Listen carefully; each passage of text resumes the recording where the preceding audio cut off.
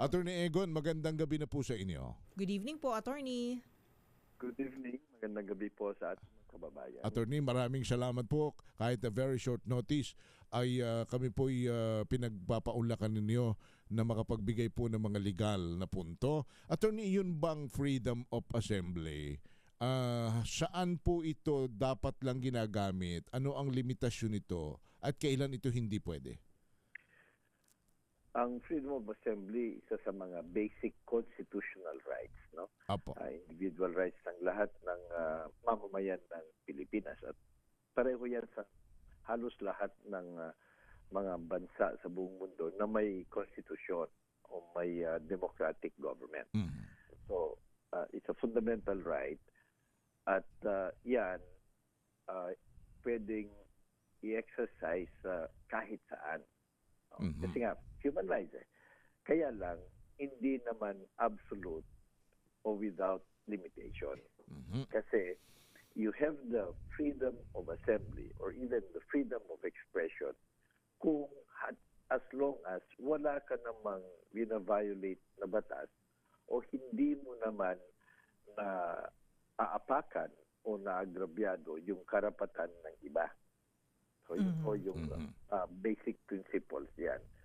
So, yung Estado, meron din namang police power o yung kapangyarihan maglabas ng mga batas o mga alituntunin Opo. to protect the general welfare. So, pero hindi rin pwede na totally tatanggalin yung freedom of assembly or expression. Kasi nga, human rights yan. So, mga limitations lang. Halimbawa sa atin, mga existing batas, pwede kang mag-assemble dyan, pwede kang magsalita dyan. Pero kung gumawa ka ng karahasan, damage to property or violence against person, krimen na yan, revised penal code na yan. Opo. So yun, maaari kang mananagot dyan. Or halimbawa, meron tayong mga batas para maayos, hindi magulo at hindi naman maapektuhan yung mga nakakarami, yung iba na hindi nyo kasamang nag-rally. Meron lang tayong batas na kung saan dinesignate sa bawat munisipyo, sa bawat lungsod o probinsya, yung tinatawag na Freedom Park. Opo. So pag ikaw ay nag-assemble dyan, nag-gaw-gaw dyan, nag-assemble, hindi mo kailangan hingan ng permiso kahit sino.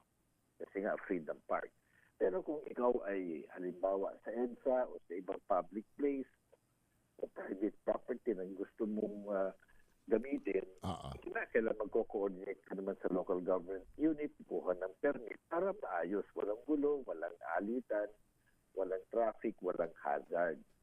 So yun ho yung existing. Kung hindi mo ho gagawin yan, maaari kang itaboy o itabi o kaya pigilan for the greater good. So yun ho yung mga existing na mga nuances sa ating constitution at sa ating batas ngayon. Alright, Karen? So ito po ay kumbaga guaranteed ito ng ating batas na meron po tayong freedom to express and to assemble. Ano po? Pero ito nga po may mga nagsasabi na itong araw na ito ay marami pong naapektuhan, ano? Attorney Cayosa, sir, may mga nahirapan po na makapunta sa kanilang mga lugar ng pagtatrabahuan. Meron pong mga estudyante nahirapan po, lalo na dyan sa may Quezon City area.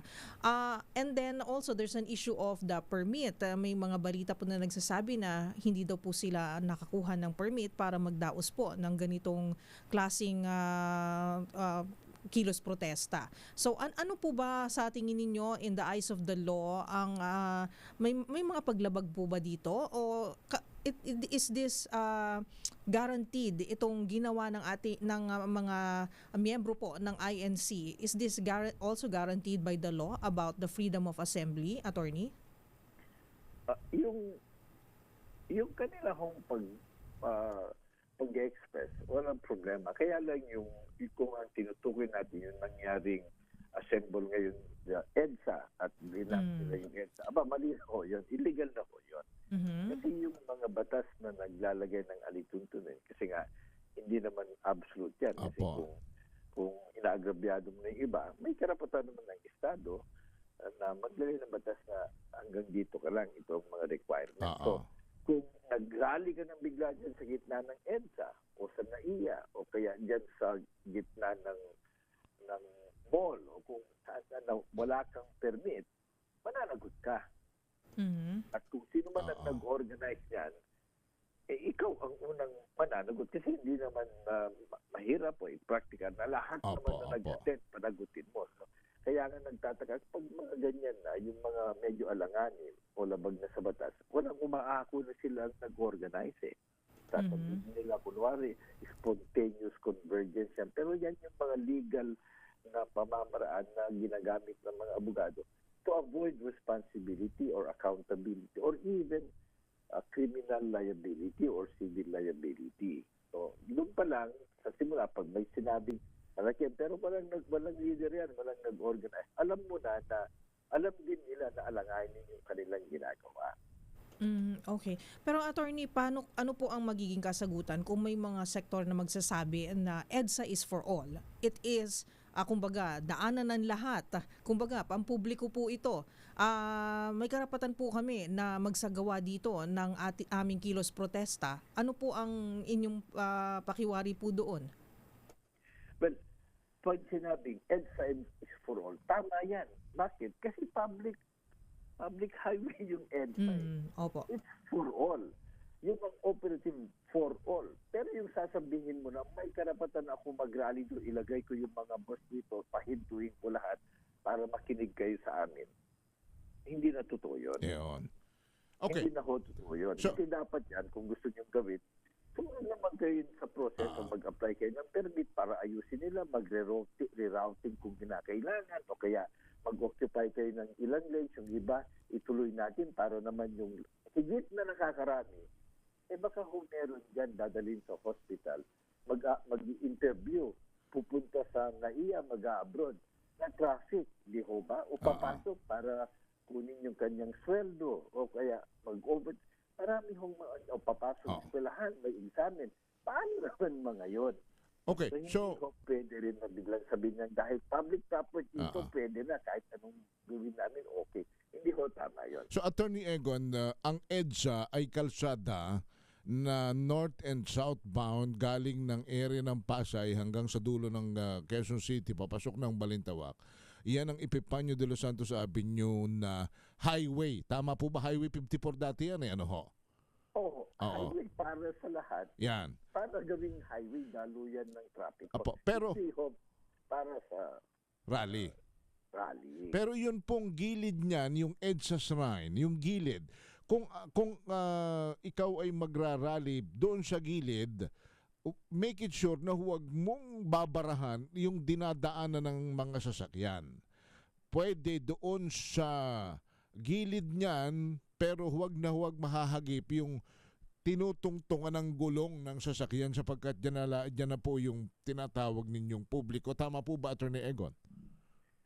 Tama ho, pag nandun kayo, wala kayong naabala, wala kayong sa ibang the rights of others or yung interest ng publiko, kaya yung EDSA daanan yan ng traffic, 24/7 unli kayo dyan. Kahit araw-araw kayo dyan, walang problema. Opo. Meron lang pong mga nagpaparating sa ating tanong, pakitanong daw po sa inyong mga abogado. Yun daw po bang People Power 1 and People Power 2? Ayun daw po ba'y nangailangan din ng permit? Hindi ko masagot yun sapagkat I don't know the legal ito eh. Oo nga. Explanation on this, Attorney Egon, na medyo ano pa rin po ako noon na magkaedad lang kami yata nito. Hindi, medyo may... Attorney Egon, kindly please explain po. Sa batas ho, may dinedesignate na mga places, mga public parks. Opo. At yung local government units, pwede rin ho sila, it's also part of their power, yung ordinance making power. I-designate na saan bang public park o public space ang pwede na no permit rally allowed. So, depende ho yan sa ordinansa. But ang nature naman ng park is anybody can use that. So yun, yung kinikilala ko naman paggamit. Kaya lang yung sinasabi, kailangan mo ang permit. Kasi halimbawa ko, merong isang grupo na nauna na, so pinagbigyan, o sige, dyan ka. Then ikaw naman dito ko na walang gulo. Kasi baka magkasuntukan, magkagirian. Diba? O kaya, yung isa, prayer rally. Yung isa naman, kabalastugan ng o kaya mag-iinuman. O kaya, yung sa kanila, Pero Attorney Egon, maputol ka kayo bahagya. Yung bang people power 1 and 2, nangailangan daw hubay ng permit? Kailangan pa daw ba ng permit? I'm not sure. Pero kung base lang dun sa mga public pronouncement, ang sinasabi ng wala kasing permit yan. Pwede ka. So, baka ho kinakailangan dun. Lalong-lalo na ito, like, yung halimbawa yung people power, katabing-katabi ng EDSA, busy intersection at busy highway. So, naiintindihan natin na yan, kailangan ng permit kasi nga para magawan ng paraan para ma-cordon off, para hindi masagasaan o mahawi. O kaya, run is a way of expanding, di ba? So, siguro, yun. So, municipalities and provinces and cities have a list of mga places where ang halimbawa ng no rally, no permit rally, doon sa Liwasang Bonifacio, pero yung Liwasang Bonifacio, malaki-laki yun. Diba? Hindi ganun ka-busy. Pero kung i-block mo na yung Quiapo Bridge o yung Quezon Bridge, hindi na yun kasama ng Liwasang Bonifacio. Alright. Okay, so Attorney Egon, salamat po ng marami sa inyo po muling pagbibigay ng mga opinyong legal sa atin pong himpilan at sa ating programa Bubuhay Kayo, Attorney Egon. Thank you po, Attorney.